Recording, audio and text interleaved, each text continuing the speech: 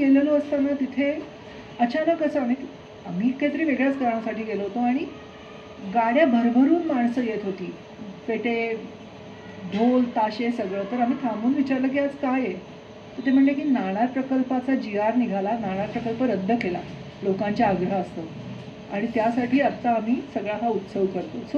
समुद्र, काजू, आंबे यापेक्षाही कोकणाचं महत्त्व काय आहे, किती अनमोल ठेवा या कोकणात आहे आणि तो का जपला पाहिजे याबद्दल डॉक्टर वाटवे सांगत आहेत. कोकणचे सडे म्हणल्यावरती आपल्याला एकदम लक्षात येत नाही काय आहे. म्हणजे मला खूप जण विचारतात सडे म्हणजे काय हो, तर ते थोडंसं बोटॅनिकल त्याचं हे आहे, पण ते सांगतीलच आता बोलताना म्हणजे काय काय असतं तिथे बघायचं, किंवा सडे म्हणजे काय, नुसतंच प्लेन ग्राउंड असतं का किंवा काय असतं ते सांगतील सगळं. तर त्या डॉक्टर वाटवे आहेत सायकेट्रिस्ट, त्यांच्या कन्या आहेत या, आणि त्या खूप काय काय संशोधन करत असतात, सारख्या बाहेरच असतात खूप त्या हो ना, आणि काय काय कॉन्फरन्सेसमध्ये पेपर वगैरे वाचतात. तर आता त्यांची इतकी ओळख आहे की मी तिला म्हणलं तुझी ओळख जरा तूच करून दे, म्हणजे किंवा पठार ह्या विषयावरती. आजचा माझा इंटरेस्ट हा थोडासा कोकणवर फोकस करायचा आहे. याचं कारण गेले 2 वर्ष एका प्रकल्पाच्या निमित्ताने पुन्हा पुन्हा कोकणातले, विशेषतः रत्नागिरीच्या सगळ्यांना भेट देता आली. इथे जे 3 लोगो दिसतात ते लोगो हे म्हणजे आमच्या कामाचा भाग म्हणून सांगते की रॉक आउटक्रॉप नेटवर्क म्हणजे खडकाळ अधिवासांच्या वरती ते भारतातल्या काम करणारा एक गट आम्ही 2012मध्ये चालू केला. आम्ही म्हणजे त्याच्यात अनेक वेगवेगळ्या संस्था आहेत, लोक आहेत, त्यात शास्त्रज्ञ आहेत, स्थानिक संवर्धनाचं काम करणारी मंडळी आहेत, एक वेबसाईट आहे आणि हा नेटवर्किंगसाठी म्हणून चालू केलेला गट होता की या निमित्ताने आम्ही या अधिवासाकडे लोकांचं लक्ष वेधून घ्यायला सुरुवात केली. आणि पहिले जवळजवळ 10 वर्ष हे मुख्यतः सह्याद्रीच्या वरची पठारं म्हणजे घाट माथ्यावरची पठारं, नाशिक ते अंबोली हा आमचा फोकस होता. आणि 2018 नंतर जेव्हा आम्हाला वरच्या कामाची थोडीशी काय म्हणायचं अनुभव आला, तेव्हा त्यातून शिकलेले धडे आपण कोकणाला पण लावू शकतो का हे बघायला सुरुवात केली. कारण 2018मध्ये कोकणामधल्या अनेक संस्था या ॲक्टिवली बायोडायव्हर्सिटी, कल्चरल डायव्हर्सिटी ह्याच्या कॉन्झर्वेशनबद्दल बोलायला लागल्या. स्थानिक संस्था होत्या आणि आमचा साधारण फोकस हा स्थानिक संस्थांच्या बरोबर काम करायचं, स्थानिक लोकांच्या बरोबर करायचं आणि त्याला शास्त्रीय मदतीचा फक्त सपोर्ट द्यायचा असं होतं. प्रत्यक्ष मी काम करते असं मी म्हणणार नाही, कारण माझं काम हे सायंटिस्टचं म्हणून मी जिथे असेल तिथूनच करते. पण स्थानिक लोकांना जिथे सायन्समध्ये मदत लागेल तिथे मदत प्रोव्हाइड करायला आम्ही सगळे असतो. आणि पश्चिम घाटाचा प्लांट्सच्या बद्दल काम करणारा असा एक ग्रुप आहे. ग्लोबली तुम्ही नाव कदाचित ऐकलं असेल, IUCN, international union for conservation of nature. की सडे ही आमच्यासाठी एक विशिष्ट वैशिष्ट्यपूर्ण संस्था आहे, परिसंस्था आहे. तसंच मायरिस्टिका स्वॉम्प म्हणजे दलदलीच्यातलं जंगल, शोला फॉरेस्ट ह्या 2-3 यासाठी आहेत. कारण याच्यामध्ये वनस्पतींचं वैविध्य खूप आहे आणि त्यामुळे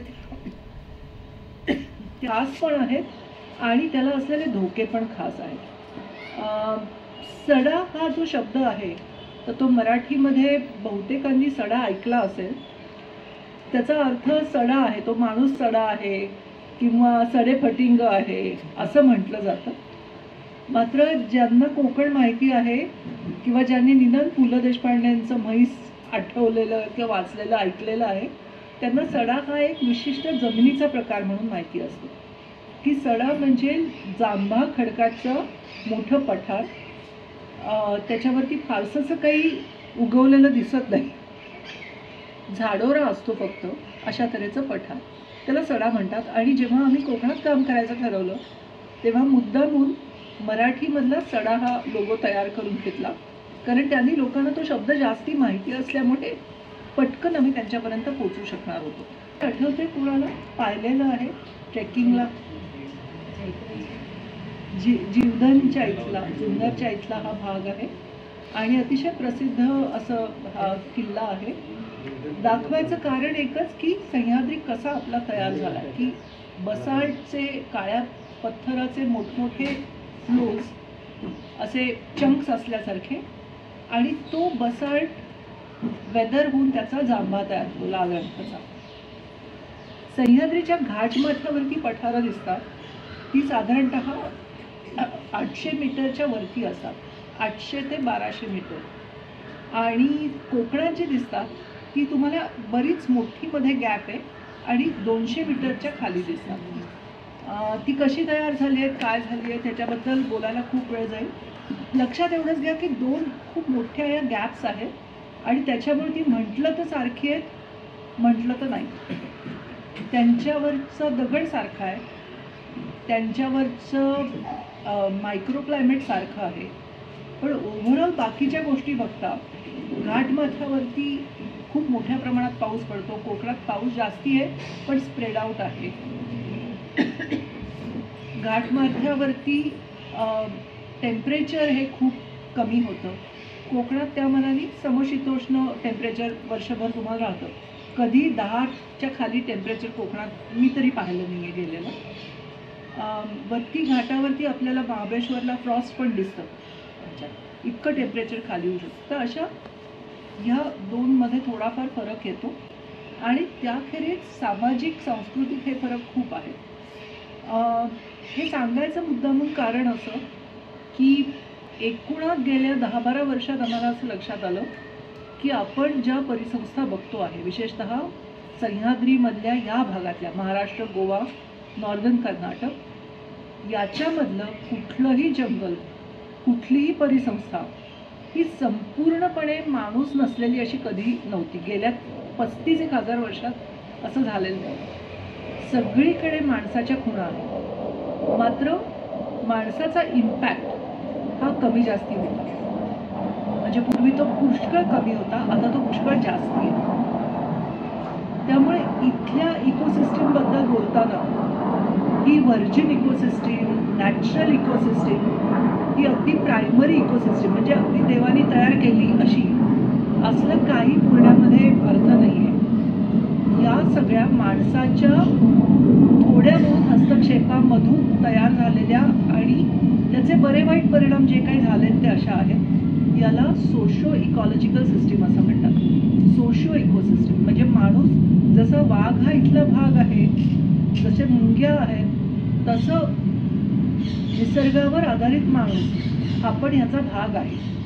आत्ता त्याचा इफेक्ट जास्ती होत असेल तर आपल्याला नक्कीच तो मॉडरेट करायला पाहिजे, तो लिमिट करायला पाहिजे. पण ह्या म्हणजे माणूस पूर्णपणे काढून टाकला आणि कसं छान जंगल झालं असं इथे होत नाही. उलट आत्ता जे काही अभ्यास होत आहेत त्याच्यात उलटं दिसतंय की पूर्ण माणसाचा हस्तक्षेप काढल्यावरती तणाची वाढ होतीये, वणवे जास्ती वाढलेत किंवा जंगलाचा पोतच बदलत चाललाय असं दिसायला लागलं. सो त्याच्यामुळे सड्यांची निर्मिती मी इथे बोलताना जरी जिओलॉजिकल अशा काढायचा प्रयत्न केला आहे की एकूण कुठे कुठे भारतामध्ये रॉकी आउटक्रॉप्स आहेत आणि त्याच्यामधला एक जो मोठा करून दाखवलेला भाग आहे तो रत्नागिरी, सिंधुदुर्ग, सातारा, कोल्हापूरचा महाराष्ट्राचा भाग. तर हे जे हॅचिंग करून दाखवलं आहे ते सडे आहेत. आपल्याला सगळ्यांना कास माहिती असेल, कासला गेलेत सगळे गेलेत अगदी ग्रेट. पाचगणी टेबलला आहे नाही, पाचगणीला नाही.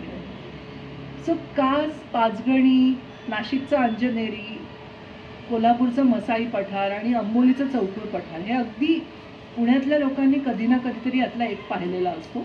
ते पण सडेच आहेत, वेगवेगळ्या भागातले सडे आहेत, पण ते खूप छोटे. म्हणजे ह्या नकाशात तुम्ही पाहिलं तर ते ठिपके दिसतील त्याचे फक्त. या उलट सिंधुदुर्ग ते रत्नागिरी जवळपास सगळ्याच्या सगळा सडा आहे आणि तुम्ही जाता ते सड्यावरूनच जाता. मध्ये सड्याच्या इथे जेव्हा नदी असते किंवा एखादा वाळ येतो तिथे वस्ती असते, बाकी सगळा एक जात नाही. तुम्ही गोव्याला चालला असलात तर गोवा हायवे हा डावी उजवीकडे सड्यावरूनच जातो. आता ते लक्षात येत नाही कारण हायवे बदलला आहे. मालवण ते अचरा हा जो रस्ता आहे पूर्ण सड्यावरचा रस्ता आहे. रत्नागिरी, पाव, साडीउरे हा सगळा रस्ता आहे. बरं, मला एक इथे लक्षात आलं की आपण पुण्यात आहोत, पुण्यातल्या बऱ्याच मंडळांचं मूळ हे कोकणातलं आहे.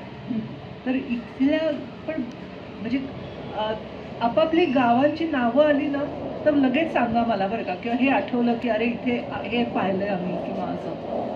तर तो आत्ता सध्याचा आमचा नवीन छंद आहे की कुणाची गावं कुठे आहेत आणि तिथे ते काय त्यांनी पूर्वी पाहिलं होतं हे थोडंसं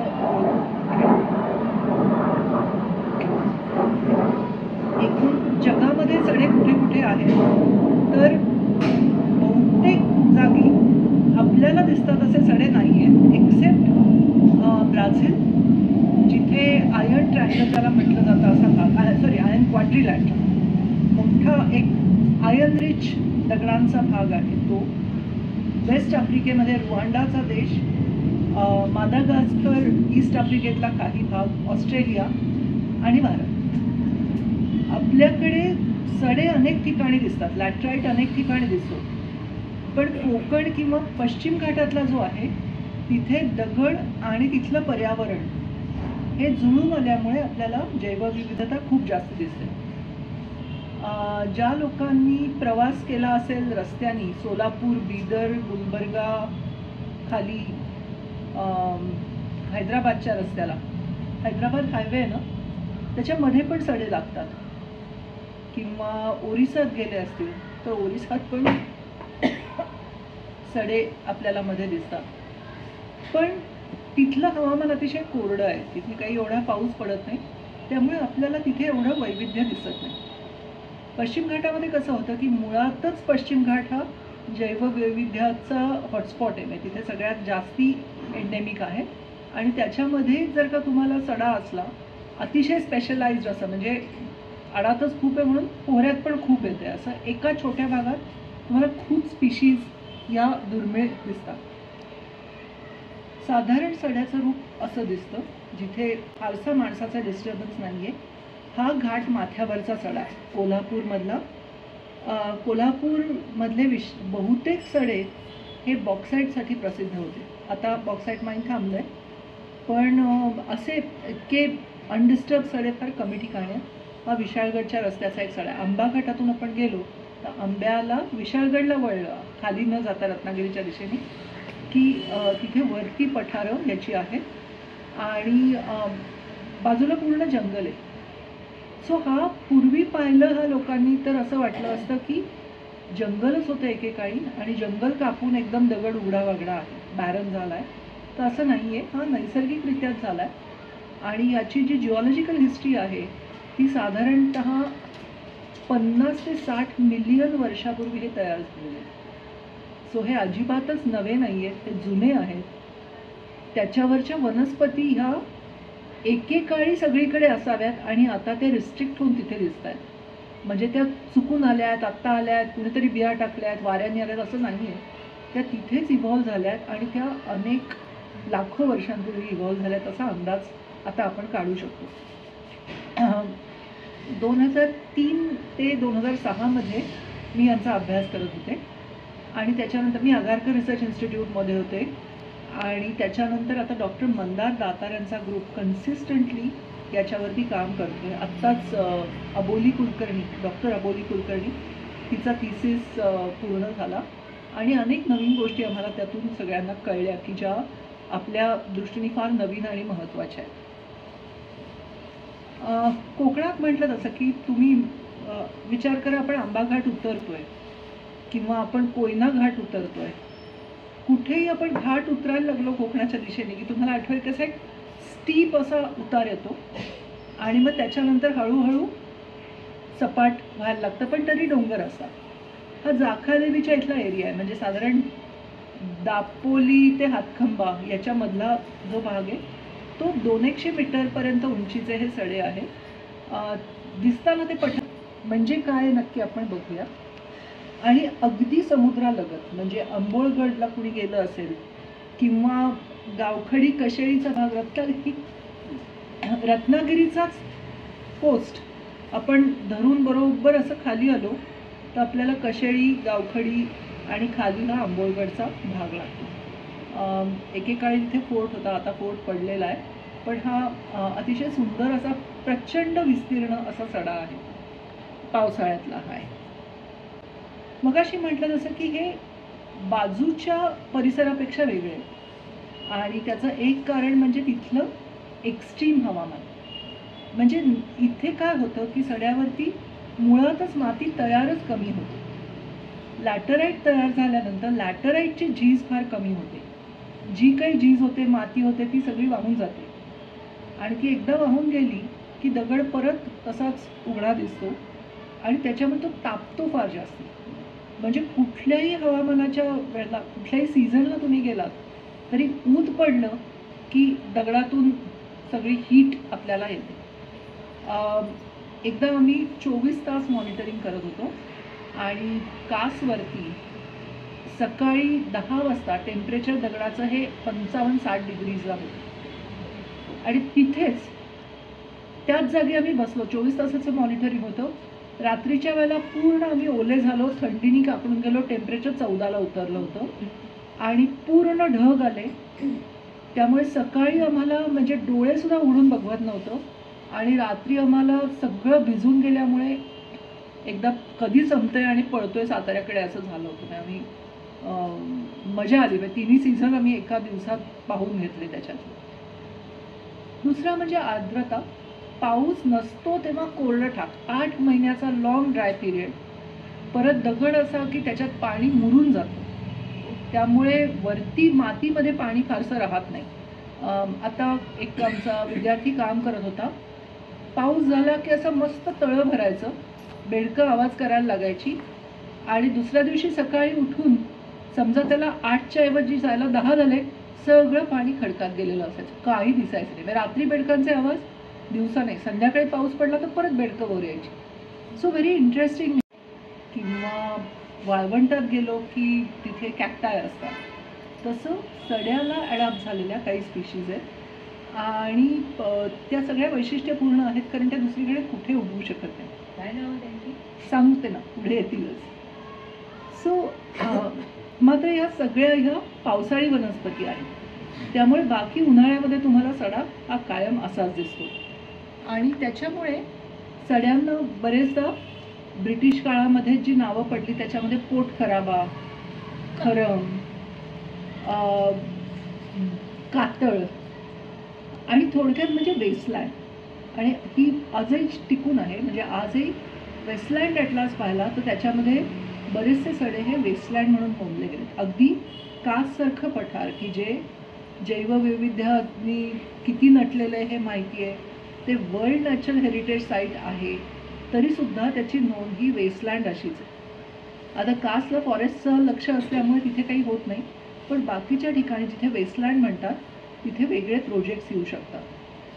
तुम्ही आत्ता ऐकलं असेल वेगवेगळ्या refineries, nuclear power plant, Jaitapur, ही सगळी जी नावं आहेत हे सगळे हे अशा सो कॉल्ड वेस्टलँडवरती येणारी आहेत. कारण इथे शेती नाही, त्यामुळे शेतकऱ्यांचा त्याच्यामध्ये काही सहभाग नाही आणि म्हणून त्यांचा विरोध होणार नाही ह्याची खात्री आहे. इथे मासेमारी होत नाही त्याची खात्री आहे. आणि बाकी पशुपालक समाजही आता उरलेले नाही आहेत. म्हणजे धनगर होते तेही आता फारसे उरलेले नाही. तर त्यामुळे या ठिकाणी काहीच नाही, तर म्हणजे ह्याचा अर्थ हे सगळं मोकळं आहे आणि ह्याला हवा तसं वापरावं असा एक समज हा गेल्या काही वर्षामध्ये वाढत गेलेला आहे. या अगदी उलट परिस्थिती इथे. म्हणजे जर का जवळून पाहिलं तर यातला 1 इंच भाग सुद्धा हा लाईफलेस किंवा बॅरन म्हणता येणार. सो हे तुम्हाला जे दिसतंय आत्ता पांढरं जे दिसतंय ते लायकेन आहे. जंगलात गेल्यावर लायकेन पाहिलं असेल. सो लायकेन म्हणजे बुरशी आणि शेवाळ, अलगी आणि फंजाय हे एकत्र असतात आणि त्याच्यामुळे त्यांना कसलाच भीती नसते. ती कशावरही वाढतात, ती लाकडावर वाढतात, ती दगडावर वाढतात, ती झाडांवर वाढतात, कारण ती आपापलं अन्न स्वतःच तयार करून राहतात. दगडावर वाढणारी ही लायकेन्स आहेत, त्याच्यामध्ये पार्मेलियासारखी आहेत, ग्राफिसच्या स्पीशीज आहेत आणि यांचं वैशिष्ट्य म्हणजे त्यांच्यामध्ये इतकी स्ट्रॉंग एन्झाईम्स असतात की ती दगडच फोडायला लागतात, दगडच विरघळायला लागतो आणि त्याच्यातून इथे माती तयार होण्याची प्रक्रिया चालू होते. बाकी कुठल्याही कारणाने इथे माती तयार व्हायची शक्यता नसते. त्यामुळे यांच्या ॲक्शनमुळेच इथे माती तयार होते. पेरेनियल्स म्हणजे बहुवर्षायू किंवा वर्षभर असणारी झाडं अतिशय कमी आहेत. एखाद दुसरं तुम्हाला कुठेतरी फटीमध्ये वाढलेलं दिसतं. हे आहे फर्मियाना कोलोरॅटा, कवची म्हणतात त्याला. इथे पुण्याच्याही आसपास आहे. अगदी ड्राय एरियाला राहू शकतं असं ते आहे. फुलं सुंदर दिसतात पण बाकी झाडही लहान असतं. निवडुंगाच्या वेगवेगळ्या जाती आपल्याला बघता येतात. इथेही बरेचदा त्याची कुंपण केलेलं असतं. जे कोकणामध्ये गेलेले आहेत किंवा ज्यांची घरं आहेत त्यांच्या घराला बहुतेक वेळेला कुंपण या निवडुंगाचं असतं. तर ही नैसर्गिकरित्या तिथे येऊ शकतात. बाकी पेरेनियल्स ही फार तशी कमी आहे. बहुतेक वेळेला त्यांचं अस्तित्व जे दिसतं ते पाऊस पडल्यानंतर. सो आपण 8 महिने तिथे गेलो तर अतिशय वैराण दिसतं. आणि पहिला पाऊस होता क्षणी लगेच पाणी भरून त्याची जणू काही पाणथळ जागा किंवा वेटलँड्स तयार होतात. तर ही एक एफिमेरल वेटलँड. जून जुलैमध्ये तुम्हाला पाणी भरून सगळं हिरवं झालेलं दिसतं. त्याच्यामध्ये वेगवेगळ्या वनस्पती दिसतात. त्यातला एक म्हणजे मॉसेस. हे मॉसची कॅप्सूल आहे. आपल्याकडे सुद्धा कधीतरी खूप चांगला पाऊस झाला आणि कन्सिस्टंटली महिना 2 महिने झाला तर जुन्या घरांच्या भिंतीवर किंवा विटावरती किंवा कौलं असतील कुठे शिल्लक पुण्यामध्ये तर त्याच्यावरती आपल्याला हे दिसायला लागतात. कारण ती मुळातच इतकी हार्डी आहेत की ती कशीही कुठेही येतात. मुळातली ओरिजिन मात्र त्यांचा ह्या अशा तऱ्हेच्या पठारांच्या वरती किंवा सड्यांवरचा आहे. त्याखेरीज काही नेचरचे प्रकार पण येतात. बरेचदा आपल्याला असं वाटतं की फर्न्स ही कायमच मॉइश्चर लव्हिंग आहेत. पण अगदी काही सिलेक्टेड फर्न्स अशी आहेत की ज्यांना एक अशी ट्रिक जमलेली आहे की ज्यांना मॉइश्चर नसलं तरी त्यांना जिवंत राहता येतं. त्यातलं हे एक म्हणजे सिल्वर फर्न. कधी कधी मंडईमध्ये येतात गणपतीच्या सुमाराला की हे संजीवनी आहे, पाण्यात घाला हे हिरवं होतं. तर ते खरंच होतं. आणि याचं एक महत्त्वाचं कारण म्हणजे त्याच्यामधला मुळातच गुण हा त्याला डेसिकेशन टॉलरन्स, की ज्याला पाणी शोषून घेऊन लगेच हिरवं होता येतं. पाणी नसलं तर ते असं पूर्ण बंद होतं आणि बंदच्या बंद राहतं. सो हे पेरेनियल आहे. पण हे वर्षभर तुम्हाला दिसताना असं वाटेल की हे मरून गेलं आहे. आणि अशा वनस्पती गवताचे पण काही प्रकार असे तुम्हाला तिथे बघायला मिळतात. याखेरीज एक खूप मोठं म्हणजे डबकी छोटी छोटी वाढलेली दिसतात. त्या डबक्यामध्ये टिपिकली जो पावसाळी पाण्यात येणारा फ्लोरा आहे तो दिसतो. हे कोकणातलं एक स्पेशल आहे, वायझनेरिया ट्रँडा. कोकण म्हणजे कोकणापासून केरळपर्यंत आपल्याला सगळीकडे हे डबक्यांमध्ये बघायला दिसतं. याचं एंडेमिक आहे म्हणजे प्रदेशनिष्ठ आहे, बाकी कुठेही जगात दिसत नाही. नैसर्गिकरित्या हे अशा छोट्या छोट्या डबक्यात दिसतं. पण यालाही एक युक्ती जमलेली आहे. त्याला पाणी जिथे मिळेल तिथे वाढता येतं. त्यामुळे तुम्ही गोव्यात गेलात किंवा भातखाचऱ्यात गेलात सिंधुदुर्गच्या तर भातखाचरामध्ये हे तणासारखं वाढलेलं दिसतं. तर अशा पण काही वनस्पती आहेत की ज्यांना ते जमून गेलं की माणसांनी तयार केलेल्या जागांच्या मध्ये घुसायचं आणि जिवंत राहायचं. पण असे कमी हे एक आहे त्याच्यातलं. हे आपल्याकडे पण आता काही काही बागांमध्ये ॲक्वेटिक गार्डन्स किंवा जे टेरॅरियम्स करतात त्यांच्या इथे दिसतं. कासला कुमुदिनीमध्ये जे दिसतं तर कासला एकच स्पीशीज आहे ही तीच आहे निम्फॉइडिस म्हणून. पण याच्या अजून 2-3 स्पीशीज हे आपल्याला खालच्या पठारांच्या वरती कोकणामध्ये दिसतात आणि पाणी भरलेलं लागतं त्यांना. बाकी वर्षभर अगदी पूर्ण ते सुकलेलं असलं तरी चालतं. पण ज्या क्षणी पाऊस पडतो त्या क्षणी पानं वर येतात, पसरतात आणि फ्लॉवरिंग चालू होतं. क्रायनम लिलीज हार करताना देवाचे त्याच्यात दिसते, पण ही नॅचरल आहे. ही क्रायनमच्या एक 4-5 स्पीशीज आहेत, त्यातल्या सगळ्या वेगळ्या ना वेगळ्या पठारांच्या वरती दिसतात. ही क्रायनम आमच्या अंदाजाप्रमाणे विव्हिपॅरम आहे. त्याचं नाव शोधणं अजून चालू आहे. पण पाणी लागतं त्याला, सतत पाणी लागतं. अळूच्या जातीतली एक आहे. मी वेगवेगळी नावं सांगते, त्यांनी त्याच्याकडे दुर्लक्ष करा. पण अळूच्या जातीतलं म्हटलं की कदाचित थोडं लक्षात येईल की पावसाळ्याच्या वेळेला येणारं पानं अशी लांब त्याची देठासारखी असतात आणि एक छोटासा त्याला इन्फ्लोरसन्स येतो, तेवढंच. झाडामध्ये काही बाकी त्याला सुंदर फुलं नाही, त्याला काही नाही. पण त्याच्याकडे जर का आपण बायोलॉजिस्टच्या दृष्टीने पाहिलं तर ते अतिशय दुर्मिळ आहे. ही 2-3 सिंधुदुर्ग, रत्नागिरी आणि फार तर गोव्याचा काही भाग सोडल्यास इतरत्र सापडणार नाही. खालचे पठारं, वरची पठारं, ह्याच्यामध्ये प्रत्येकामध्ये त्याच्या वेगवेगळ्या स्पीशीज दिसतात. इतकं ते स्पेशलाइज्ड आहे. अजून एक खूप सुंदर फूल की जे बराच काळ शास्त्रज्ञांना चकवा देत आहे. पहिल्यांदा त्याची जेव्हा ओळख झाली तेव्हा हा एक वेगळाच जिनस आहे, कॅम्प्टोरायझा नावाचा, आफ्रिकेत असलेला असं वाटलं. पण आत्ता नुकत्यातच लक्षात आलं की ज्याला आपल्याकडे इफिजिनियाला काय म्हणतात सर, इफिजिनिया इंडिका वगैरेला काय मराठी नाव आत्ता जरी लक्षात येत नाही, पण याचे 4-5 स्पीशीज आपल्याकडे आहेत की हाय अल्टिट्यूडला दिसतात. पण ही जी आहे ही रत्नागिरीतच दिसते. ते सुद्धा रत्नागिरी म्हणजे दापोलीचा भाग डोळ्यासमोर आला तुम्ही, रत्नागिरी जिल्ह्याचा मध्य ते विजयदुर्गची खाडी एवढंच. त्याच्या खाली नाही दिसत, त्याच्या वर नाही दिसत. इतकं स्पेशलाइज्ड आहे. आणि त्याच्या अक्षरशः 4 ते 5 अशा ठिकाणं आहेत की जिथे ती खूप मोठ्या प्रमाणात दिसते. बाकी कुठेही ती आत्तापर्यंत दिसलेली नाही. भरपूर गेले जवळजवळ 30 वर्ष तरी ह्याच्यावरती शोध चालू आहे. ही एंडेंजर्ड म्हणून नुकतीच डिक्लेअर केली गेली. याखेरीज आपल्याला सिरोपेजा म्हणजे कंदील पुष्पांच्या जाती दिसतात. कंदील पुष्पांचं तर एक वैशिष्ट्य असं आहे की पठारांवरती त्यातल्या काहींची स्पीशिएशन म्हणजे स्पीशीज तयार होण्याची प्रक्रिया ही पठारांवरती झाली. तुम्हाला डाव्या बाजूला दिसते ती सिरोपेजिया अटेन्युएटा म्हणजे जी कोकणाला प्रदेशनिष्ठ असलेली अशी एक जात आहे. एवढं फूल असतं साधारणतः, त्याचं मोठं असलं तर एवढं असतं. आणि त्याच्यातूनच किंवा त्याच्या बरोबरीने इव्हॉल्व्ह झालेल्या 2 स्पीशीज, एक फक्त नाशिकमध्ये आणि एक फक्त आंबोलीला अशा ठिकाणी दिसतात. म्हणजे याच्यापासून झालेले हे असतील असा अंदाज आहे, कारण ते दिसताना खूप सारखे आहेत पण त्यांच्यामध्ये एकमेकांच्या मध्ये काही त्यांच्यात रोटीबेटी व्यवहार काही होत नाही. पूर्ण वेगळ्या स्पीशीज आहेत. अशा तऱ्हेचं म्हणजे या स्पीशीज तयार होण्याची प्रक्रिया ही सड्यांच्या वरती फार फास्ट होताना दिसते.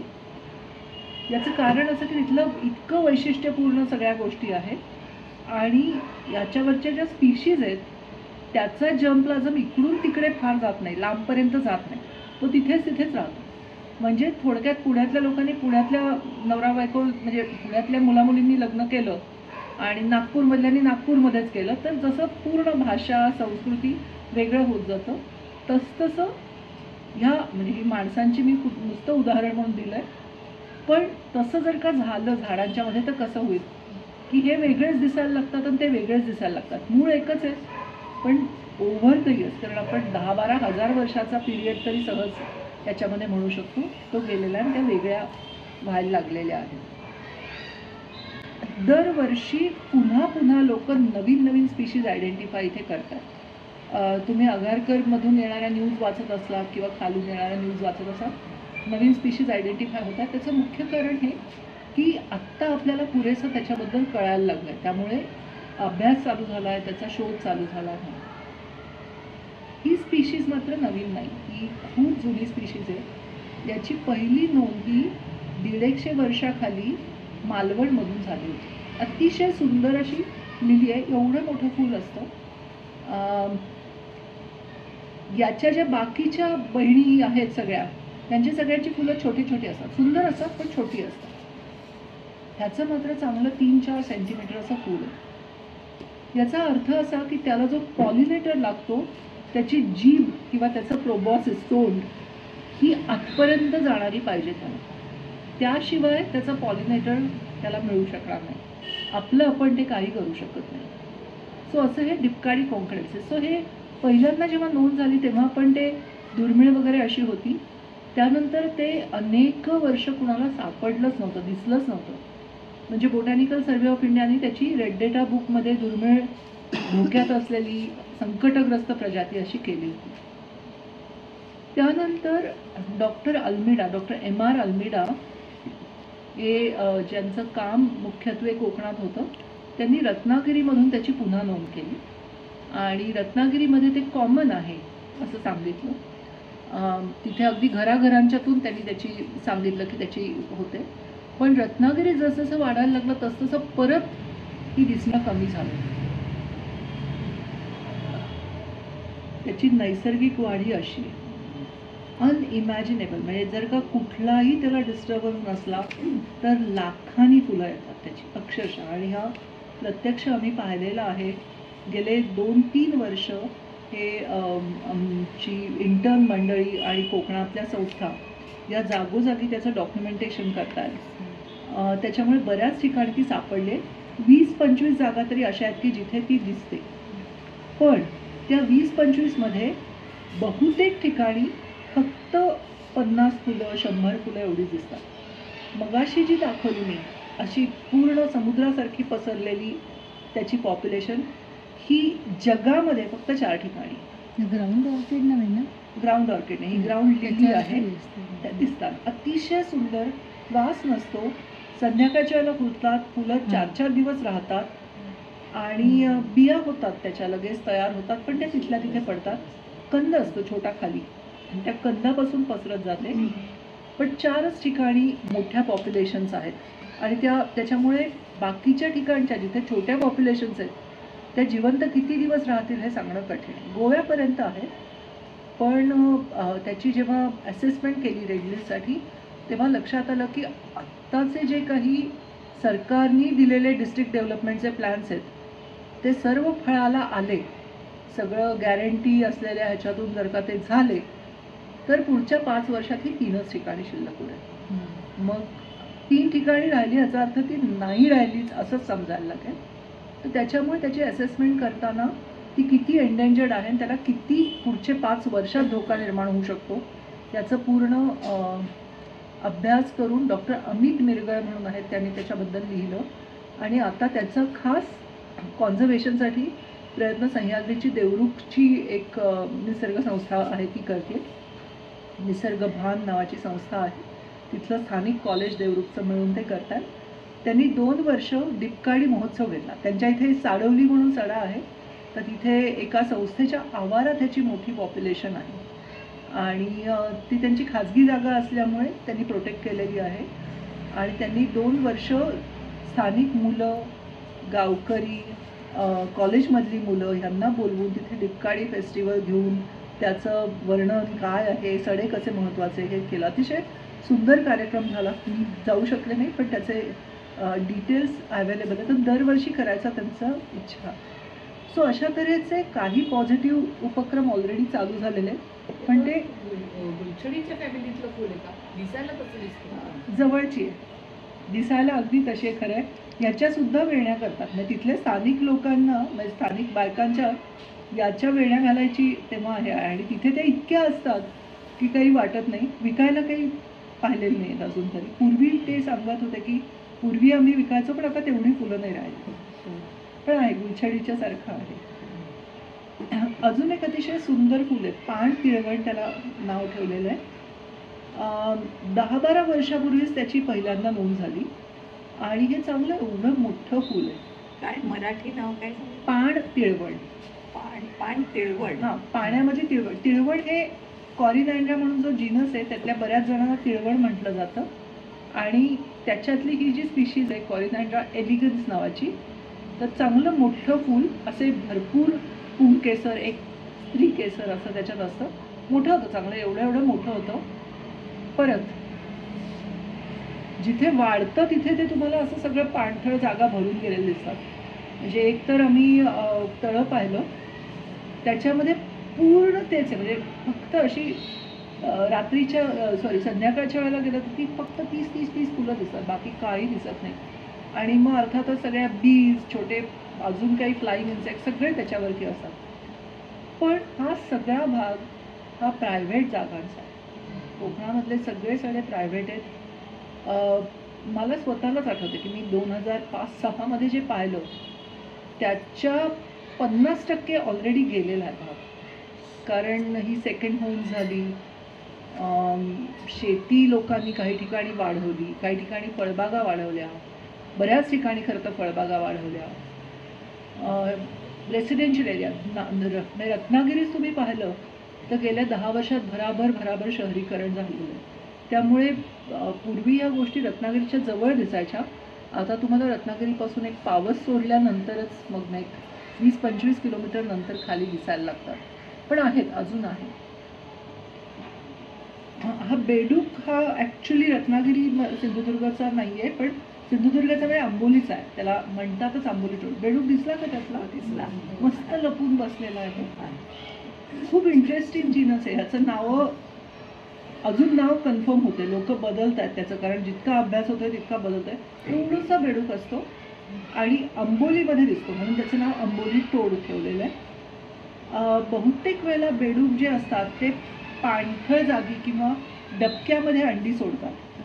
पण हा एक बेडूक असा आहे की तो लॅटराईट म्हणजे जांभ्याला जे छोटे छोटे भोकं आहेत त्यामध्ये जे पाणी साठतं त्याच्यामध्ये तो एक एक एक एक असं अंड टाकत जातो. तिथे अशी अंडी सोडून नाही देत, तो बरोबर अंडी लावतो, म्हणजे ती लावते, फर्टिलाइज करते आणि मग तिथेच ती पिल्लं होतात. सो हे जे त्याचं बिहेवियर आहे ते बघता लक्षात येतं की तो तिथेच इव्हॉल्व्ह झाला आहे. तो काही बसाल्टच्या परिसरात इव्हॉल्व्ह झाला नाही, कारण बसाल्टला अशी भोकं नसतात. सो त्याचा जो पुढे पूर्वज आहे तो तिथे येऊन राहून खूप वर्ष झाली आहेत आणि त्यानंतरही त्याची इव्होल्युशन या बिहेवियरची झाली आहे. अजून त्याच्यावर बरंच काम बाकी आहे. थोडं जे झालेलं आहे त्याच्यात इंटरेस्टिंग गोष्टी आहेत. सगळ्यात जो अट्रॅक्टिव्ह पिरियड असतो तो बहराचा पिरियड, म्हणजे गणपतीच्या आगेमागे. गौरी गणपती जेव्हा कधी येतात तेव्हा, नाही ती ऑगस्टमध्ये आली तर ऑगस्ट, सप्टेंबरमध्ये सप्टेंबर, तो पिरियड मॅच होतो साधारण. आणि अक्षरशः म्हणजे हा अजूनही नशिबाने शिल्लक आहे. पूर्ण सडे तुम्हाला अशी जांभळी झाग दिसते. म्हणजे इथपासून केरळपर्यंत तुम्ही गेलात तर हेच तुम्हाला चित्र दिसतं की सगळं जांभळट जांभळट झालेलं. याचं कारण याच्यामध्ये ज्या वनस्पती 2-3 डॉमिनंट असतात त्यातली एक आहे इरिओकोलॉन आणि दुसरी आहे युट्रिक्युलेरिया, म्हणजे जांभळ्या फुलांची कीटकभक्षी वनस्पती जवळून अशी दिसते. कोकणामध्ये प्रजाती वेगवेगळ्या आहेत, त्यातली सगळी मोठी ही एवढी उंच होते, कधी कधी तर म्हणतात 1 मीटरपर्यंत उंच होते. चांगलं असं टणटणीत फूल असतं. फुलं इन्सेक्ट पॉलिनेटेड असतात. ते फुलं काही इन्सेक्ट खात नाही, पण त्याच्या मुळावरती ज्या पिशव्या असतात, ब्लॅडर्स असतात, त्याच्यामध्ये इन्सेक्ट्स ट्रॅप होतात. अतिशय सेन्सिटिव्ह प्लांट आहे, म्हणजे त्याला पोल्युशन चालत नाही, त्याला मातीचा डिस्टर्बन्स चालत नाही. जिथे फारसा डिस्टर्बन्स आहे अशा ठिकाणी तुम्हाला ते परत मोठ्या संख्येने दिसेल, पण अदरवाईज ते दिसणार नाही. त्यामुळे जे मोठे भाग आहेत त्याच्यामध्ये एक जरी घर झालं आणि त्या घरातल्या लोकांनी नुसता उचलून कचरा असा टाकायला सुरुवात केली की लगेच तुम्हाला आजूबाजूच्या परिसरातून ते नाहीसं झालं दिसतं. खूप सेन्सिटिव्ह आहे, कारण ते ज्या किड्यांच्या वरती जगतं ते किडे पण पाहिजे, इतकं त्याचं एकमेकांच्यावर अवलंबून असलेली परिसंस्था आहे. कीटकभक्षी वनस्पतींसाठी सडे ही एकदम आयडियल आहे. की नाव घेतलं आहे का? नाही, मराठी नाव कोणी पाहिली आहे? कुठे पाहिजे? कासला पाहिलेली आहे. आणि घटपारणी नाही, आमच्या भोरच्या वेळवणच्या जागेपैकी आहेत घेतल्या. सो ही कॉमन आहे म्हटलं तर, म्हणजे आपल्याला कीटकभक्षी बघायचे असतील तर त्यातली ही सगळ्यात कॉमन आहे, कारण ही ग्रासलँड एरियात येते, वेगवेगळ्या अल्टिट्यूडला येते, मुळशीमध्ये येते, भोरला येते, सगळीकडे येते. पण परत असंच की एवढीशीच असते, त्यामुळे थोडासा सुद्धा डिस्टर्बन्स, स्टॅम्पलिंग, कचरा टाकणे याने ती नाहीशी होते. कोकणामध्ये मात्र तुम्हाला चांगले मोठे मोठे बघायला मिळतात जिथे डिस्टर्बन्स नाही आहे अशा ठिकाणी. सो अतिशय म्हणायचं ही स्पेशल अशी आहे. त्याचा दुसरं भावंड रेड ड्रॉसेरा, याची असे छोटे, आपलं 4 आण्याचं नाणं ते 1 रुपया 10 रुपयाचं नाणं एवढे त्याचे असे फ्लॅट असे त्याचे गुच्छ असतात आणि भरपूर किडे खाऊ शकतं. ते किडे खातं, त्याच्यावर पडलेले पोलन खातं, काड्या खातं, वाटेल ते खाऊ शकतं. इतकी स्ट्रॉंग एन्झाईम्स त्याच्यात असतात. या कीटकभक्षी वनस्पती सड्यावरती वाढायचं मुख्य कारण म्हणजे त्या एक्स्ट्रा न्यूट्रिएंट्स मिळवू शकतात. त्यामुळे जे काही मातीत कमी आहे ते वरून भरत असतात आणि त्याच्यामुळे जर का डिस्टर्बन्स नसेल तर त्यांच्याबरोबर कोणीच कॉम्पीट करू शकत नाही. बाकीच्या वनस्पतींना कारण हे जमेलच असं नाही. त्यामुळे त्यांना, ज्याला आम्ही कॉम्पिटिटिव्ह ॲडव्हान्टेज म्हणतो, की ऑलरेडी त्यांचे काय म्हणायचं गुटगुटीतच आहेत, ते नॉनव्हेज खाणारे असल्यामुळे ते या रेसमध्ये कॉम्पिटिशनमध्ये बाकीच्यांपेक्षा पुढे जातात. कारण बाकीच्या वनस्पतींना हे काही ॲडिशनल मिळत नाही, त्यांना त्यांच्या युक्त्या करायला लागतात काहीतरी. तर पण डिस्टर्बन्स झाला, डिस्टर्बन्स म्हणजे कसा, कुणी चरतंय वगैरे असा नाही. माती जर का तुम्ही खोदली किंवा कुठल्याही तणाच्या बिया तिथे पोचल्या तर मग मात्र यांची खैर नाही. कारण तिथे ती तणं किंवा ते मातीतून येणाऱ्या गोष्टी या त्यांना कधीही पेरा डालझेली म्हणून, ज्याला गोधडी म्हटलं जातं, वाटाण्याच्या जातीतली आहे, अशी दगडाला लगत अशी वाढून जाते आणि गुलाबी सुंदर फुलं तयार होतात. मी नुसतीच नावं सांगत जाते कारण काय फार काही त्यांच्याबद्दल बोलण्याजोगं नाही. इतक्या सुंदर आहेत की मी खरं म्हणेन की इथे बोलण्यापेक्षा आपण पठारावरतीच कधीतरी एकदा त्यांना प्रत्यक्ष बघूया. लेग्युमिनोसी म्हटली, त्याचा जो रूप आहे ना त्याचं पाहिलं की एक मोठी पाकळी, 2 कडेच्या पाकळ्या आणि छोट्या. तर वाटाण्याचं फुलाचं असं फुलपाखरासारखं बरोबर त्याचं रूप आहे. बरोबर, अगदी बायलॅटरल असं आहे.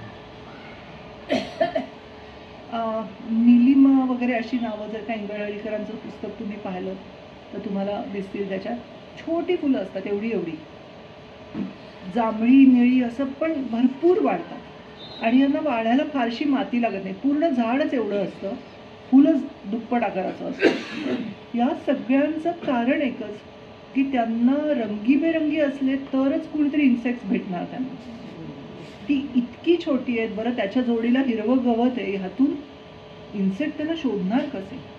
सो त्यांची स्ट्रॅटेजी, त्याला मास ब्लूमिंग म्हणतात, की खूप छोटी असली तरी लाखोनी फुलली तर कुणीतरी बघणार. So it's like a advertisement की आम्ही आहोत. मग त्याच्या जोडीला नेक्टर असतो, त्याच्या जोडीला आपल्याला नाही कळणार असा वास असतो. अजून काय काय गमती असतात की ज्याने त्याला हवा तो इन्सेक्ट बरोबर अट्रॅक्ट होऊन त्याला पॉलिनेट करू शकेल. आणि सोनतळ आपल्याकडे जसं म्हटलं होतं सेमिशिओच्या जाती आहेत, तशाच पिवळ्या इतर अनेक वेगवेगळ्या गोष्टी ह्या साधारण गणपती झाल्यावरती किंवा गणपतीमध्येच हे यायला सुरुवात होते. त्याच्यात पुलिकॅरिया हा कॅशियाच्या जातीचा एक आहे, कॅशिया मायमोसॉइडिस म्हणून. फोटो वरच्या पठारावरचा आहे, पण हे इम्पेशन्स म्हणजे तेरड्याच्या अनेक जाती कोकणात पण आहेत.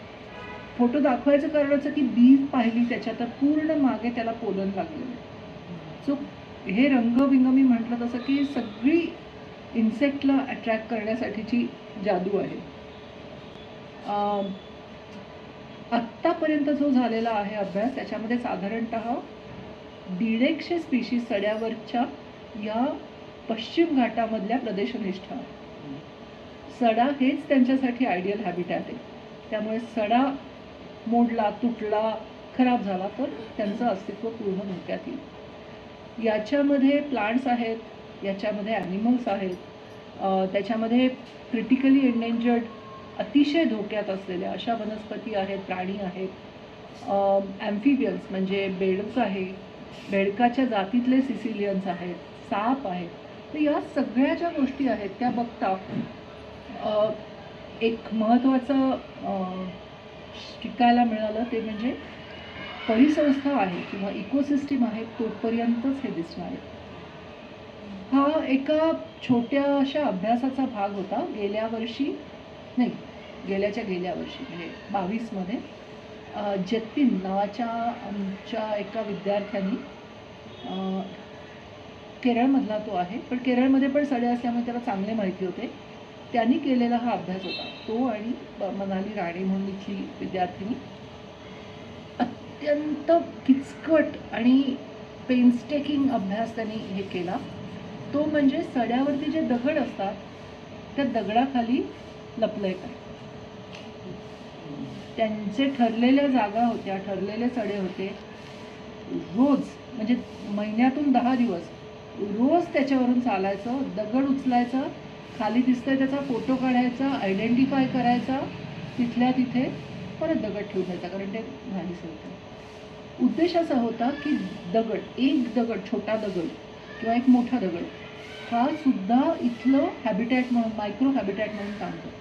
आपण आत्तापर्यंत बघतोय ते मोठं सड्याचं हॅबिटॅट, पण त्याच्यावरची जी मायक्रो हॅबिटॅट्स आहेत त्यातल्या फटी आहेत, त्याच्यावरची काय खाचखळगे आहेत, त्याच्यामध्ये ह्या गोष्टी दिसतात. तर हा एक क्रिकेट्स दिसले, त्याच्यात सेंटिपीड्स दिसले, विंचू दिसले.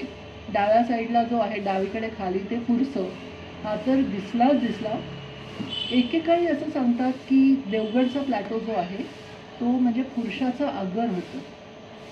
आणि माझा नवरा त्याचा इंटरेस्ट सापांमध्ये असल्यामुळे साधारणतः एक कधीतरी 2000च्या कधीतरी आधी हाफकिन इन्स्टिट्यूटच्या बरोबर त्यांच्या कलेक्शन टूरला गेला होता. त्याकाळी हाफकिन इन्स्टिट्यूट हे ॲक्च्युली साप गोळा करायचं कारण त्याच्यामुळे अँटीव्हेनमच्यासाठी त्यांना लागायचे तयार करायला. एका रात्रीत 5 प्लॅटोवरून त्यांना 150पर्यंत फुरशी मिळाली. आता ती परिस्थिती राहिली नाही. बराच बदल झालेला आहे, लँडस्केप बदलला आहे, लोकही मारतात फुरशी कारण अर्थातच नाही जिथे घरं झाले तिथे हा अतिशय धोकादायक म्हणजे लिथल आहे तो, त्याच्यामुळे ती राहत नाहीत आणि एकूणच सगळे बदल झालेत. पण तरी आहेत म्हणजे जिथे परत मी म्हटलं तसं की छोटे छोटे दगड असले तरीसुद्धा त्याच्याखाली बरोबर तुम्हाला ह्या गोष्टी सापडतात.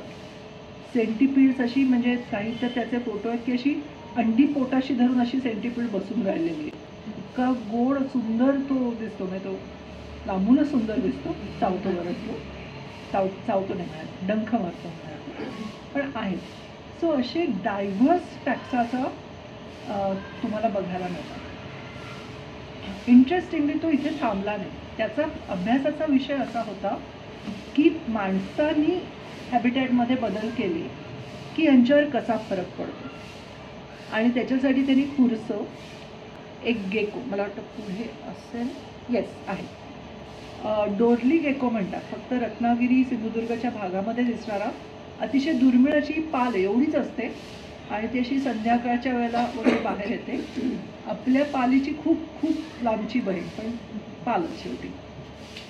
पण तो सड्याला स्पेसिफिक आहे, त्याच्यावरच अंडी घालतो. तर हा डोरली गेको आणि गांडुळासारखा दिसणारा पण बेडकाच्या जातीतला एक सिसिलियन म्हणून प्राणी, असा लांब असतो बघा, डोळे असतात त्याला 2 छोटेसे, म्हणून तो ओळखू येतो की गांडूळ नाही आहे. या 3चा तो अभ्यास करत होता की एखाद्या सड्यावरती लोकांनी जर का बदल केलेत, लोक बदल करतात म्हणजे काय, शेती करतात किंवा आंब्याच्या बागा करतात, तर नैसर्गिक सडा, शेतीचा भाग आणि आंब्याची बाग याच्यामध्ये या प्राण्यांचं अस्तित्व कसं बदलतं. तर याचं म्हणजे ज्याला हायपोथेसिस म्हणतात तो साधा असा होता की अर्थातच ते नाहीसे होणार, म्हणजे नैसर्गिक अधिवासात बदल झाला की ते नाहीसे होणार, असा त्याला पहिला हायपोथेसिस मांडला होता. तो प्रूव्ह किंवा डिस्प्रूव्ह असं होतं. तो 2 बाबतीत प्रूव्ह झाला. तो म्हणजे फुरशी अर्थात कमी होतात, गेकोज हे डिस्टर्बन्समध्ये कमी होतात. पण काही आंब्याच्या बागा अशा आहेत की ज्या जुन्या असल्यामुळे तिथे त्यांना राहता येतं, त्या सावलीला किंवा तिथल्या फटींमध्ये राहतात.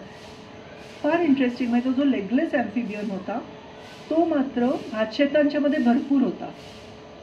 आणि हे कसं एक्सप्लेन करायचं हा एक खूप मोठा होता की ते बाकी सड्यावर कमी दिसायचे, तिथे जास्ती दिसायचे, कारण त्यांच्यासाठी ते आयडियल हॅबिटॅट होतं, कारण तिथे फुरशी नव्हती.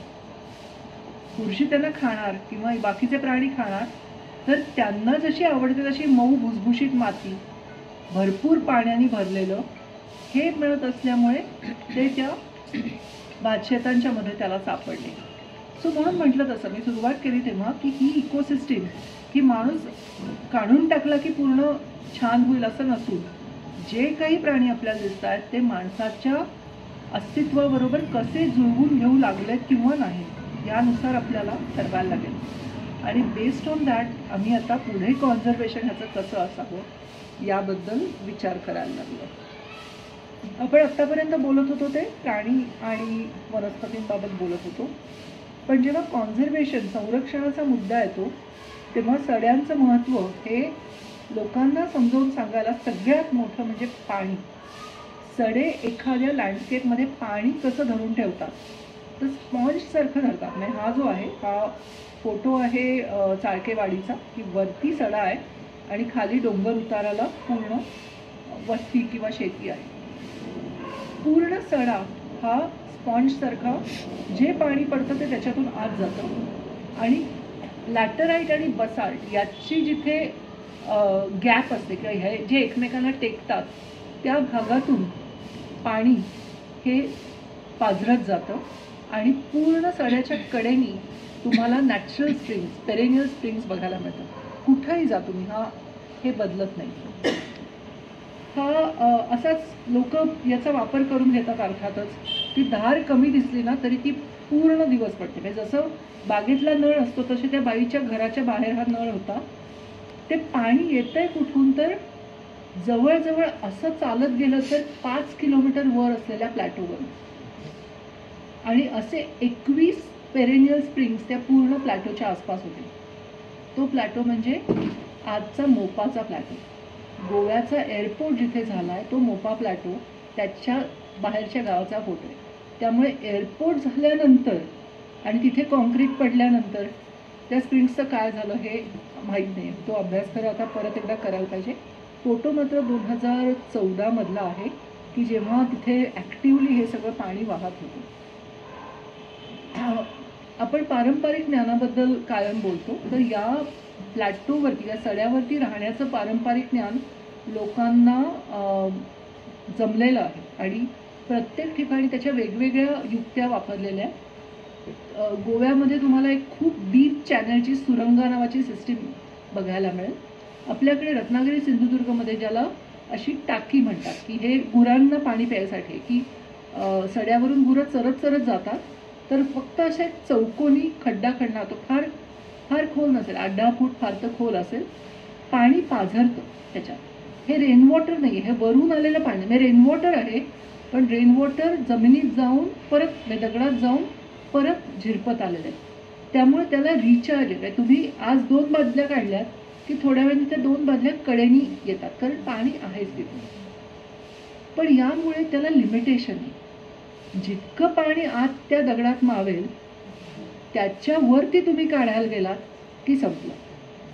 पाऊस कमी झाला की संपलं. आणि ही परिस्थिती आम्ही आत्ता या पावसाळ्यात पाहिली की जेव्हा प्री मॉन्सून शवर्स वळी पडला नाही कोकणामध्ये, विशेषतः ह्या रत्नागिरी जिल्ह्यामध्ये, तर पहिल्यांदा लोकांनी सांगितलं की पहिल्यांदा आमच्या आठवणीत गावची किंवा आमच्या घरातली विहीर तळ दिसला. नाहीतर तळ नाही दिसला. पाणी खूप एका नाही. आम्ही रोज आम्हाला वापरेल एवढं काहीतरी एक 200-300 लिटर पाणी प्यायचं पाणी घेतो. वाळाचं पाणी बाकीच्या वापराला. पण या ह्याच्यामध्ये रिचार्जच संपला कारण वरच्या सड्यामधलं पाणी संपलं. टाकी रिकामी झाली सड्याची असं समजायचं. आणि हे भयंकर होतं. आणि हे जर का क्लायमेट चेंजमध्ये हे काय होईल पुढे ह्याची कल्पना आहे. आडिवरे इथे परांजपे आहेत का कोणी? परांजपे, गुर्जर, पाध्ये आडनावाचे जर का कोणी असतील तर त्या सगळ्यांचं मूळ गाव हे आडिवरे इथे. म्हणजे कुठलंही म्हणजे ही एक गोरे. अच्छा, म्हणजे कोणसर गाव असेल. आडिवऱ्याची देवी पण गाव कोणसर.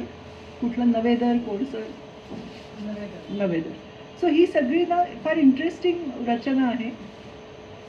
माझा खरं ह्याच्याशी काही संबंध नव्हता, पण आमच्या एकूण कॉन्झर्वेशनच्या ह्याच्यामध्ये जेव्हा सोशल इश्यूज किंवा कल्चरल पार्ट आला तेव्हा असं लक्षात आलं की आपल्याला काय नक्की गावांची रचना आहे, फॅमिलीज कुठल्या आहेत, कोण काय करतं आहे ते समजून घ्यायला पाहिजे. त्यातला एक असा हे होता की आडिवरे हे खूप मोठं तिथलं स्थान आहे. आडिवऱ्याची ही आडिवरे म्हणजे आडिवरे नावाचं गावच नाही आहे खरं तर, वाडापेठ नावाचं गाव आहे. आणि त्याच्यामध्ये ही मी जी नावं घेतली नवेदर, कोणसर, ही वेगवेगळी गावं तिथे आहेत. त्या गावांचं मुख्य म्हणजे महाकाली देवी. तिची एक गोष्ट आहे. महाकाली कशी आली, कशी बसवली, मग कसे त्याच्यामध्ये मानकरी कसे ठरले वगैरे. प्रत्येक गावचं काहीतरी त्याच्यामध्ये, म्हणजे आसपासची जे 12-13 गावं आहेत त्या प्रत्येक गावाचा त्या देवीला राखण्यात काहीतरी रोल आहे. ती देवी हा आपण विषय बाजूला ठेवू, पण त्या देवीच्या त्या देवळाच्या आवारात ही विहीर आहे आणि ते पाणी हे तिथल्या ह्याच्यासाठी पवित्र कारणांच्यासाठी वगैरे वापरलं जातं.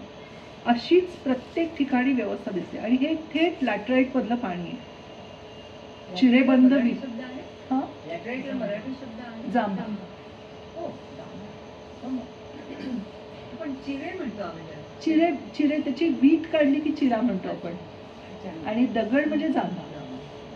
चिरा म्हणजे असा बरोबर काढलेला त्याचा चौकोनी तुकडा. सो ही चिऱ्याने बांधलेली विहीर आहे. खाली तुम्ही कितीही जाल तरी चिराच दिसतो. परत पाणी हे बाजूनी सीप होतं. वरती त्यांनी काही केलं तरी तेवढी लोकांना माहिती असल्यामुळे हे ठेवलेलं आहे लोकांनी त्याचं. आता इंटरेस्टिंग गोष्ट अशी की यातली काही गावं ही अक्षरशः समुद्राच्या शेजारी आहेत आणि तिथे समुद्राचं म्हणजे गाव आहे, गावाच्या बाहेर खाडी आहे आणि समुद्राचं पाणी खाडीतून आत येतं. भरतीच्या वेळेला पूर्ण खारं पाणी येतं पण विहिरीत येत नाही. हा एक, आणि ते कसं टाळायचं ह्याच्यासाठीची जी काही लोकांची युक्ती आहे ती मला असं वाटतं तुम्ही सगळ्यांनी एकदा जाऊन फक्त तेवढं बघायची की ज्या केलेल्या आहेत विहिरी त्या कशा करायच्या, कशा उतारावरती, कुठे, ह्याचं सगळ्याचं एक शास्त्र आहे. जे पाणी गोडं पाणी त्याच्यामध्ये आहे ते जांभ्यातून येतं. त्याचा उपसा एका विशिष्ट याच्यावरती आणि विशिष्ट पिरियडमध्ये झाला तर काही नाही, परत पाणी भरतं.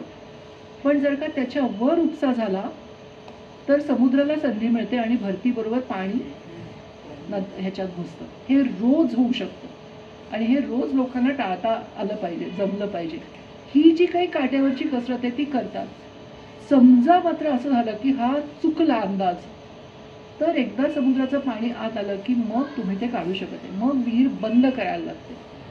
आणि हे लोकांनी सांगितलं की असं एका ठिकाणी 1-2 ठिकाणी आम्हाला करायला लागलं की विहीर बंदच केली. कारण समुद्राचं पाणी एकदा आत आलं की कुठलंच पाणी त्याला बाहेर काढू शकत नाही. तुम्ही कुठल्याही मार्गाने ते पाणी परत समुद्रात ढकलू शकत नाही कारण त्याचा फोर्स कायम असतो. सो कुठेतरी व्हेन्स पाण्याच्या ज्या आहेत त्याचं तुम्हाला बॅलन्स माहिती असायला लागतो. मला असं वाटतं की त्यांना जेवढी नैसर्गिक संसाधनांची जाण आहे तेवढी कुणालाही नाही. याचं कारण अतिशय कष्ट करून राहिलेली आहेत लोक. हा भाग सड्यावरती राहणं हे अजिबात सोपं नाही. वाळवंटात राहण्यासारखं आहे. वरून पाऊस पडतोय म्हणून ठीक आहे, पण एक झाड वाढायला किती वेळ लागू शकतो, एक विहीर खाण्याला किती वेळ लागू शकतो हे जर का तुम्हाला कळलं तर तुम्ही त्याच्यासाठी प्राण द्यायला सुद्धा तयार होता. आणि कारण ते गेलं की तुम्ही तयार केलेला ॲसेटच संपला ना. सो आपण आर्थिकदृष्ट्या जेव्हा एखाद्या आयुष्याकडे बघतो तेव्हा जसं घर हा माझा ॲसेट असतो तसं झाड लावणं आणि ते झाड वाढवणं हाही माझा ॲसेट असतो. 200 वर्ष माझ्या पूर्वजांनी समजा ती लावलेत झाडं आणि त्याच्या कैऱ्या दुसरा नेतोय तर मी भांडणच करणार काही. पण झाड हा ॲसेट आहे, शेत हा ॲसेट आहे. हा आतापर्यंत तिथे हे शिल्लक होता. तर ह्याच्या पुढचं मला माहीत नाही. वहाळ आहेत पाण्यासाठी दुसरी व्यवस्था आहे, सरफेस वॉटरची पण व्यवस्था आहे. हे वहाळ सुद्धा नैसर्गिक असले तरी त्याच्यात काही ठिकाणी लोकांनी वळवलेले आहेत किंवा छोटे बांध घातलेत की तात्पुरतं तरी सोय व्हावी म्हणून. याखेरीज आता अगदी सड्याचा शेवटचा जेव्हा पिरियड असतो ऑक्टोबर-नोव्हेंबर, दिवाळी झाली की सड्यावरती भरपूर गवत वाढतं. म्हणजे 6-6, 7-7 फूट गवत वाढतं आणि गवत हा एक मेजर ॲसेट परत लोकांचा होता की गवत काढायचं, विकायचं. भातशेतीमधला जो तूस असतं ते पण वापरायचं. आणि आता मात्र असं झालं आहे की आता गुरं शिल्लकच नाही आहे. शेती करणारे अतिशय कमी झाले आणि विशेषतः गेल्या 2-3 वर्षात पावसाने आणि सायक्लोनमुळे जो काही गोंधळ झालेला आहे त्यामुळे लोकांनी ऑलरेडी शेती म्हणजे ही नाहीच होणार असं केलं. फार कमी असे लोक आहेत खाष्ट की जे म्हणतात की आम्हाला आमचाच तांदूळ खायचा आहे. ते मात्र निष्ठेने पारंपरिक बियाणं टाकून राखून करतात. पण त्यांना कुठलीही मदत नाही, ना सरकारची, ना संस्थांची, ना त्यांच्या कुटुंबातली सुद्धा. फक्त म्हातारे लोक की जे सगळे गाव म्हणतं की हा माणूस असा आहे ते मात्र हट्टानी करत राहतात आणि हे पारंपरिक ज्ञान त्यांच्यानंतर संपायची शक्यता फार आहे. त्यामुळे आत्ता खूप ॲक्टिव्हली त्याच्यावर काम करायला पाहिजे. काही जागा अशा आहेत की जिथे जुन्या देवराया सड्यांच्या वरती आहेत. तर ही हसळा देवी म्हणून देवाचे गोठणे नावाच्या गावच्या सड्यावरती असलेली हसळा देवीची देवराई अतिशय सुंदर देवराई आहे. मोठी मोठी झाडं आहेत, त्याच्यामध्ये बकुळीची आहेत, अंजनाची आहेत. म्हणजे सड्यावरती वाढलीच झाडं तर काय वाढू शकेल त्याचं सगळं आपल्याला रूप इथे दिसतं. पण अशा फार कमी जागी आपल्याला पेरेनियल दिसतात. याचं महत्त्व असं की सड्यावरती जे बाकी प्राणी राहतात, त्यात माकडं असो, डुकरं असो, पक्षी असो, त्यांना एक हक्काचा निवारा तिथे आहे की त्याच्यात बसून उन्हाच्या वेळेला तिथे सगळे हे तिथे बसून चुचू चुचू चालू असते त्यांची. किती वेळ आहे आपल्याला अजून? ठीक आहे. सो याच्याबद्दलही कदाचित कुणी ऐकलं असेल तर देवी हसोळ नावाचं गाव आहे, आडिवऱ्यापासून 15-20 किलोमीटरवर. सड्यावरची देवी आहे, म्हणजे सड्यावरची गाव नाही, गाव फक्त कडेला आहे आणि सड्यावरती हे मंदिर आहे फक्त. हे प्रसिद्ध व्हायचं आत्ताचं मुख्य कारण म्हणजे तिथे सापडलेली कातळ शिल्प. त्या देवीच्या देवळाच्या आवारातच, म्हणजे आवारात म्हणण्यापेक्षा एक त्याच्यापासून 50 मीटरवर एक मोठं चौकोनी असं कातळ शिल्प आहे की जे अनेक वर्ष सगळ्यांना माहिती आहे. कारण तिथे त्या देवीची जेव्हा जत्रा होते तेव्हा देवीची पालखी त्या कातळ शिल्पावर थांबते. खोल खणलेलं असं ते असे विचित्र अशा नागमोडी सर्पाकृती रेषा असलेलं असं काहीतरी ते चित्र आहे. त्याचा अर्थ माहीत नाही. हे माहिती होतं लोकांना, पण हे किती जुनं आहे ह्याचा अंदाज नव्हता.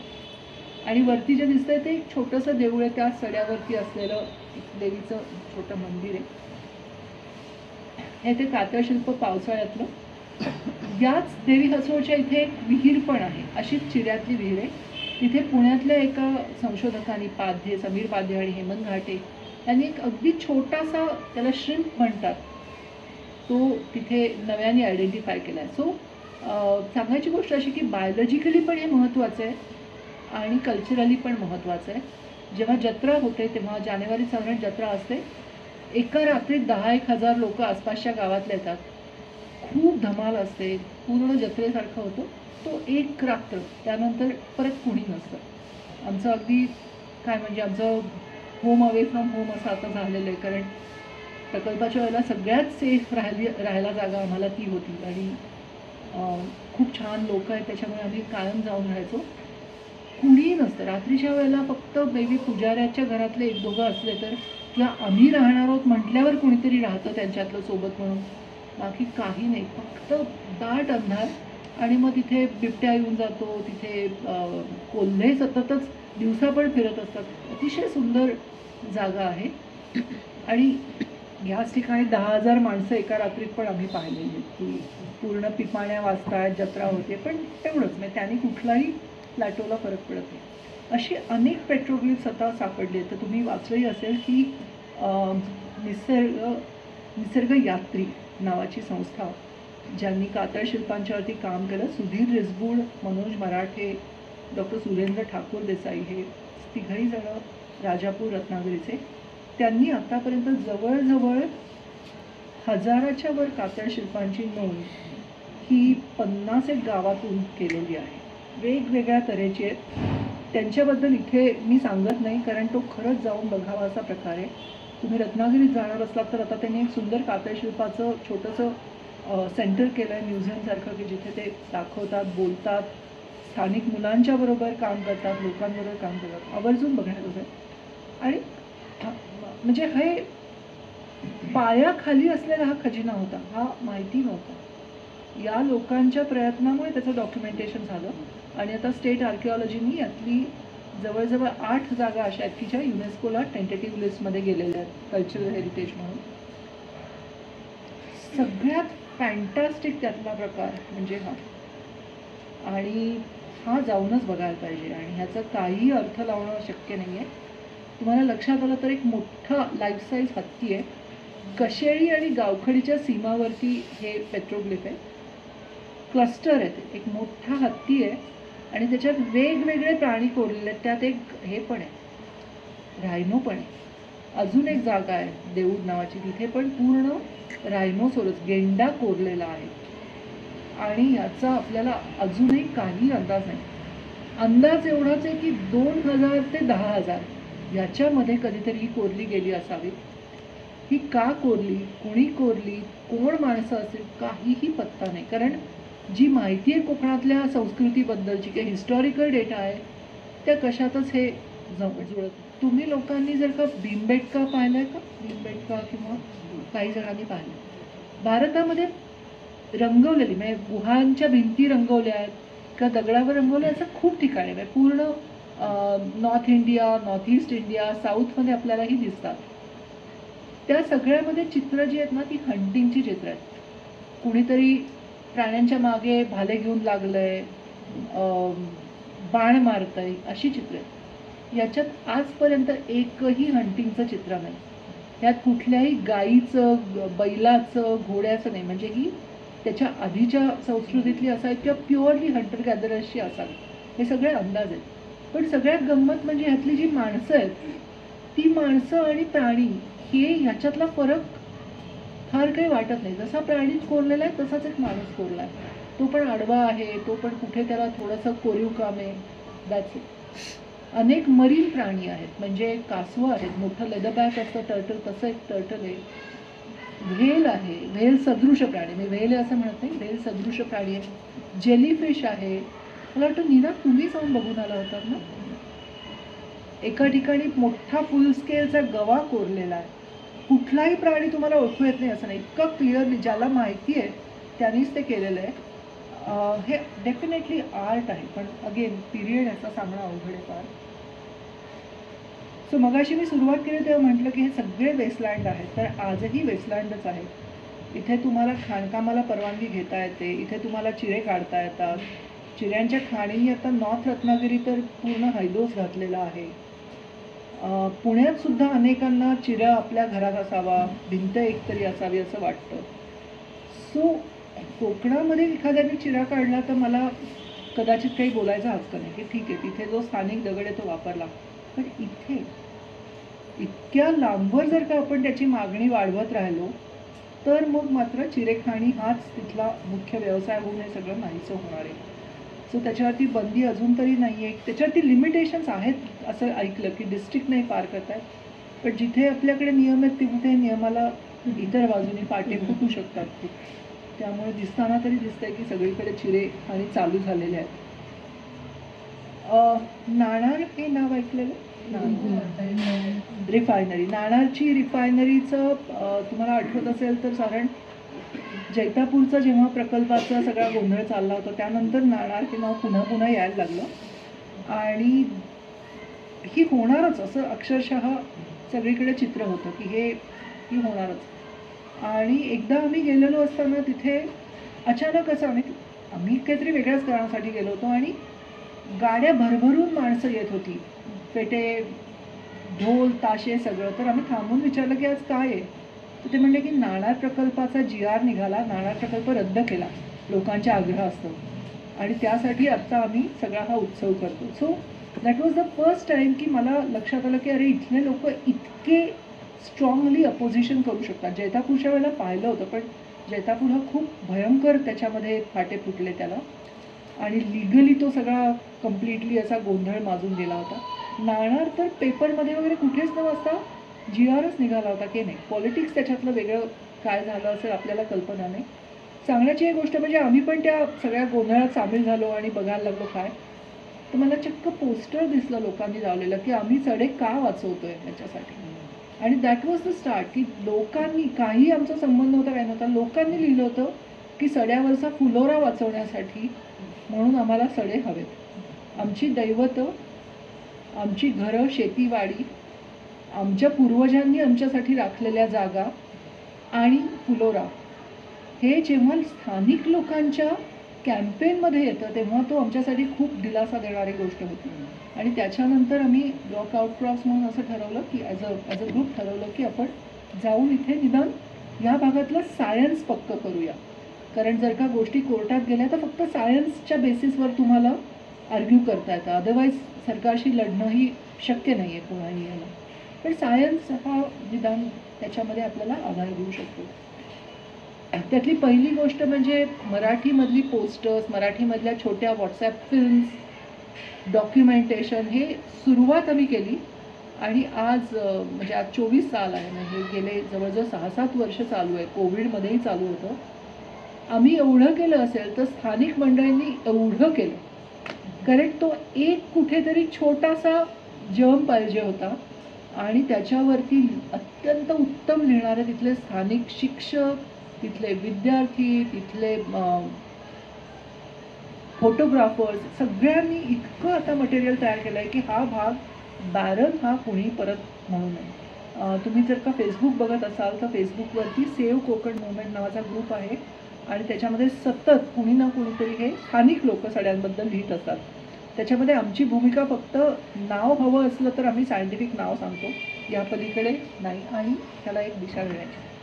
सो आता या पुढच्या काळामध्ये काय काय शक्य आहे तर लोकांच्या सह कम्युनिटीला इन्व्हॉल्व करून आपण ह्या जागांचं कॉन्झर्वेशन कसं करू शकतो, कारण ह्या सगळ्या खाजगी जागा आहेत. तर त्यामुळे हे एक म्हणजे हा एक स्थानिक वारसाच आहे, हे जर का सगळ्यांना पटलं आणि त्याच्यासाठी काही करता आलं तर त्याच्यावरती बघावे असं चाललं आहे. आत्ता वेगवेगळ्या कारणांनी वेगवेगळ्या प्रोजेक्टची चर्चा तिथे चालू आहे, तिथं आंदोलनं होत आहेत, हे होत आहेत. याच वेळेला एक खूप मोठा गट असा आहे की ज्याला याचा शाश्वत विकास कसा करता येईल ह्याचा अंदाज येऊ लागला आहे. एक म्हणजे पर्यटन, कारण कोकणामध्ये पर्यटन हे आधीपासूनच आहे.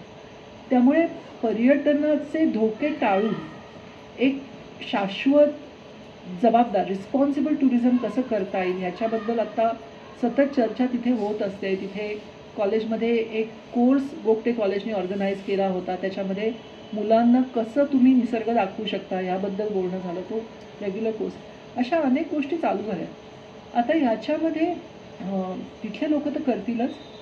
मला असं वाटतं की आपण थोडा विचार करायला पाहिजे की आपली भूमिका शहरी म्हणून आणि मूळचे कोकणवासी म्हणून काय असू शकते. या कोकणचे असलं नसलो तरी जर का तो भाग सुंदर वाटत असला तर त्याच्या संरक्षणासाठी आपल्याला काय काय करता येईल ह्याच्याबद्दल आपल्याला चर्चा करता येईल. मला वाटतं एवढंच मी करते. ह्या आमच्या काही जागा आहेत, आम्ही जेवढ्या 10-11 सिलेक्ट केल्या की इथे आपण सगळी शक्ती घालू, त्याच्या पलीकडे शेकडो आहेत की दरवेळेला गेलं की लोक नवीन काहीतरी सांगतात पण आमची शक्ती तेवढी पुरणारी नाही आहे.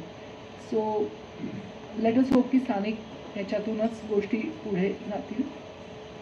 या 2 माहिती पुस्तकं आहेत, एक मराठी एक कोकणी, इंग्लिश नाही. ठरवून आम्ही असं केलं की ह्या फ्रीली अवेलेबल आहेत व्हॉट्सॲपवरती. पहिल्यांदा मराठी केली, दुसरी कोकणी केली तिथल्याच एका स्टुडंटच्या मदतीने, आणि जे इंग्लिश मागायला लागले त्यांना म्हटलं की तुमचा नंबर खूप नंतर यायचा आहे. कारण इंग्लिश वाचणाऱ्यांना किंवा ग्लोबल ऑडियन्ससाठी मी काही केलं तरी त्यांचा काहीही उपयोग मला दिसत नाही. तिथल्या स्थानिकांना जोपर्यंत हे वाटत नाही तोपर्यंत नाही. तिसरी कन्नड बाकी आहे, अजूनही गोव्याचं कोकणी कदाचित वेगळं असेल तर मला माहिती नाही, पण हे नक्की त्याच्यापेक्षा वेगळं थोडं वेगळं असेल. सो हे सगळे आहेत. आम्ही कशावरती अवेलेबल, हे व्हॉट्सॲपवरती आहे, ऑनलाईन आहे. बघते मी. हां, ही जी वेबसाईट आहे ना, रॉक आउटक्रॉप्स ऑफ इंडिया, याच्यावरती रिसोर्सेसमध्ये पण अवेलेबल आहे. माझ्याकडून एवढं आहे, पण आपण गप्पा मारू शकतो ह्याच्यावरती असं.